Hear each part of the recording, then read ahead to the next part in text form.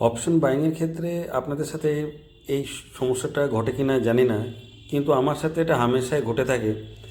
আপনারাও যদি আমার মতো এই অভিজ্ঞতার সম্মুখীন হন তাহলে অবশ্য কমেন্টে এম লিখতে পারেন। এম মানে মি, ধরে নেব যে এম। আর যদি না হন তাহলে এন লিখতে পারেন। এন মানে নো। সমস্যাটা হলো যে আপনি যখন কোনো একটা মার্কেটের, আমরা যেহেতু নেকেড অপশন বাইং করছি, তো আপনার একটা মার্কেটের প্রতি একটা ডিরেকশন থাকবে। প্রথমে অবশ্যই ডিরেকশনটা চেঞ্জ করতে হবে। আগে আমার যে সমস্যাটা সেটা হচ্ছে যে আমি আগেই মার্কেটে নির্দিষ্ট ডিরেকশন ঠিক করে রাখতাম। তারপর তার মার্কেট যদি তার বিপরীতে চলে যেত, আমি কোনো মতে আমার ইগোতে লাগতো আর কি। আমি অ্যাভারেজ ডাউন করতাম।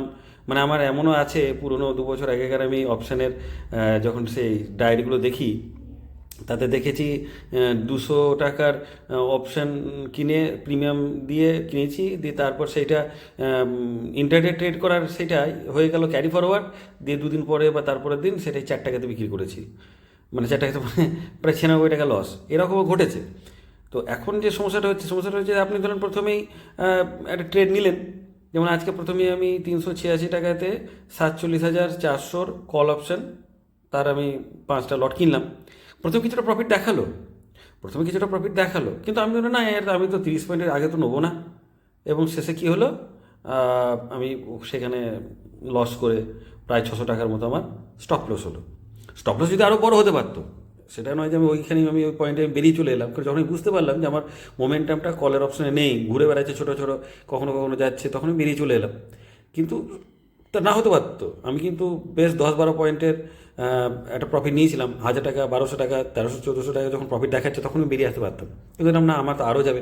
কারণ আমার ডিরেকশনটাই ছিল যে আজকে যেহেতু ওভারঅল সংকেত খুব ভালো, মার্কেটে একটা তেজি ভাব আছে, তো কল অপশনের দিকে যাবে, মার্কেট একদম প্রথমে ফেটে পড়বে। কিন্তু তা কিন্তু হয়নি। আদতে আমাদেরকে কিন্তু ভাবতে হবে, আমরা যতই হোক আমরা মার্কেটে, আমরা কিন্তু খুব ছোটো, রিটেল ট্রেডারের কোনো গুরুত্বই নেই এখানে। যারা বড় বড় যারা অপশন সেলিং করে বসে আছে, তারাই তো পুরো ব্যাপারটা নির্ধারিত করছে। যাই হোক, তো আজকে প্রথমে পরপর বেশ কয়েকটা মানে 4টে ট্রেড নিই, 4টে ট্রেডই আমার স্টপ লস হিট হয়। প্রথমটাতে 47,700 কল অপশন, সেখানে 386তে কিনে 377।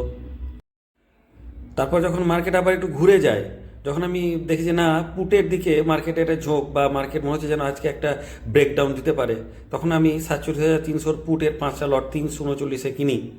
সেখানেও আমি ওটা হোল্ড করতে পারি, কারণ আমি তো ওই যে বললাম, আমি তো মোমেন্টাম ট্রেডিংয়ে অভ্যস্ত, স্ক্যাল্পিং মোডে করি। তো সেটাও আমি 332-এ স্টপ লস দিই, সেখানে লস হয়। আবার আমি সেটাতে দ্বিতীয়বার ঢুকি 353, সেটা কষ্টে কষ্টে বেরিয়ে যায়। তারপর আবার আমি 47,300 পুট 366-তে কিনি 5 লট, সেটাও আবার আমাকে স্টপ লস দিতে বেশ বড় রকমের, ভালো রকমের একটা স্টপ লস 348 আমাকে সেটা বেরোতে হয়। মানে ওখানে প্রায় 366, প্রায় 22 পয়েন্টের মতো আমাকে স্টপ লস দিতে হয়। 22 পয়েন্ট না, 48, 20 পয়েন্ট, 18 পয়েন্ট, 18 পয়েন্টের মতো ওখানে আমাকে স্টপ লস দিতে হয়। এরপরে আবার আমি একটা কল অপশানে 374 একটা পুট, 374 একটা কল সি বাই করি 5 লটের। তো সেটাও আমাকে স্টপ লস দিতে হয়। অর্থাৎ আজকের দিনটাই আমার পক্ষে খুব খারাপ ছিল। আমার কয়েকদিন ধরে, গত সপ্তাহের প্রথম দিনটা অর্থাৎ সোমবারে বেশ ভালো রকমের লস হচ্ছে। গত আগের সপ্তাহে প্রায় 36,000 টাকার মতো লস হয়েছিল। তার আগের সোমবার আমার 18,000 টাকার মতো লস হয়েছিল, যদি 18,000 টাকার লসটা আমি মেকআপ করে নিয়েছিলাম পরের 3 দিনের ট্রেডে। কিন্তু বারবার তো এটা তো ঠিক নয়, আমার নিশ্চয়ই কোথাও একটা ভুল ঘটছে।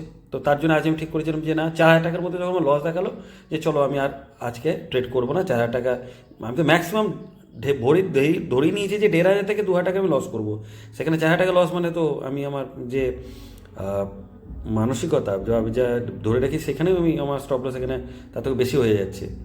তবু যাই হোক, কিন্তু তারপরে আমি আবার অপশানে সুযোগ পেলাম, যদিও এটা ওভার ট্রেডিং বলা যেতে পারে। কিন্তু আমি একটা 47,400-তে কলের 387-তে কিনে, সেটা কিন্তু আমি কয়েক সেকেন্ডের মধ্যে, ওই ট্রেডটা খুব তাড়াতাড়ি হয়, আপনি যদি এখানে দেখেন সেটা খুব তাড়াতাড়ির মধ্যে আমি ট্রেডটা কমপ্লিট করি।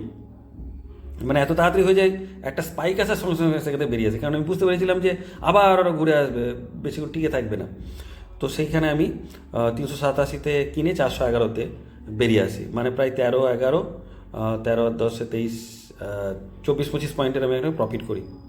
তারপরে আবার পুটে, অর্থাৎ মার্কেট আবার একটা ব্রেকডাউন দেয়, ওই মোটামুটি একটু 11টা নাগাদ এরকম। তখন আমি আমি আবার ট্রেডে এক্সিকিউট করি, কিন্তু সেটা প্রথমে কষ্টে বেরিয়ে যায়, হোল্ড করতে পারিনি। তারপরেটাতে মোটামুটি 308-এ কিনে 47,300 পুট 313-তে, মানে 5-6 পয়েন্টের একটা প্রফিট করি।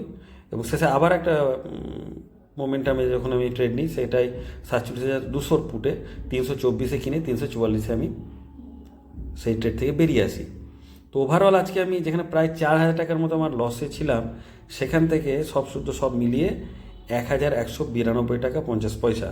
হয়তো আজকে ওভার ট্রেড করেছি, ব্রোকারেজেও অনেক যাবে, হয়তো মোটামুটি 500-600 টাকা ওই ব্রোকারেজই চলে যাবে, তো খুব একটা প্রফিট থাকবে না। তবু জাস্ট কষ্টে বেরিয়ে যাওয়া যাবে, বা আজকে সেই রকম ট্রেড হয়েছে বলা যেতে পারে।